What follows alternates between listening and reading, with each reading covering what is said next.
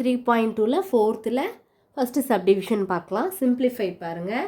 First subdivision பாருங்கள். 3m² divided by m⁴ plus 2m⁴ divided by n³ இப்போ solution பாருங்கள். 3 அப்படி போட்டுக்கோங்க. m², இந்த இது மேலே வரும்போது பவர் பேஸ் சேமாக இருந்ததுன்னா பவர் மேலே வரும்போது சப் பண்ணிக்கலாமா? அப்போ மைனஸ் போட்டுக்கோங்க. ப்ளஸ்ஸு 2m⁴ இது மேலே வரும்போது -3. இப்போ என்ன பண்ணலாம்? 3m 2ல் 1 போனீங்கன்னா 1 3m⁴ ப்ளஸ் 2m⁴ 3 போனீங்கன்னா 1. இப்போது m⁴ எழுதிக்கலாம் m.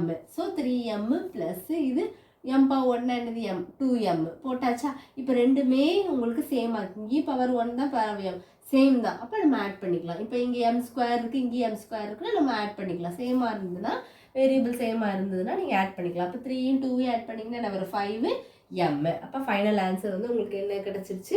5m. இப்போ நெக்ஸ்ட்டு செகண்ட் சப்டிவிஷன் பார்க்கலாம்.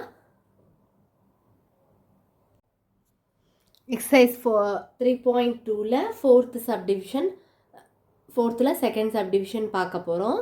14p⁵ q³ divided by 2p²q minus 12p³ q⁴ divided by 3q². இப்போ given அப்படி எழுதிக்கலாமா? 14p⁵ q³ divided by 2p²q minus 12 divided by 3 p³ q⁴ by 3q² கொடுத்துட்டாங்க. இப்போ கீழே 2 இருக்குது, இங்கே 14 இருக்குது. 2 டேபிளில் 14 போகுமா? போகும். 1 2 is 2 7 2s are 14. அப்போ 7 போட்டாச்சா? இங்கே p பவர் இங்கே 5 இருக்குது, 2 இருக்குது. 2 மேலே வரும்போது -2 போட்டுக்கலாம். q 3 இதில் வந்து ஒன்றுமே இல்லைன்னா 1 போட்டுக்கோங்கன்னு சொன்னேன். ஸோ -1 போட்டாச்சா? மைனஸ் அப்படி போட்டுக்கோங்க. இதை கேன்சல் பண்ணலாமா? 1 3 is 3 4 3s are 12.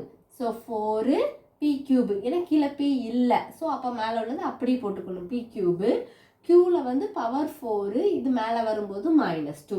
இப்போ சப்ட்ராக்ட் பண்ணி போடலாமா? 7 p 5ல் 2 போனால் 3 q 3ல் 1 போனால் 2 q² ஆயிருமா?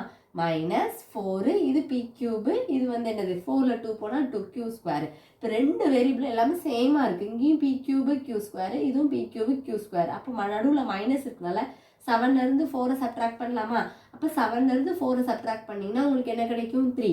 அப்போ எழுதும்போது 3 p³ q². இதுதான் ஃபைனல் ஆன்சர். இவ்வளோதான் இந்த வீடியோ. வேறு எதுவும் டவுட்ஸ் இருந்தால் கண்டிப்பாக கமெண்ட்டில் கேளுங்க.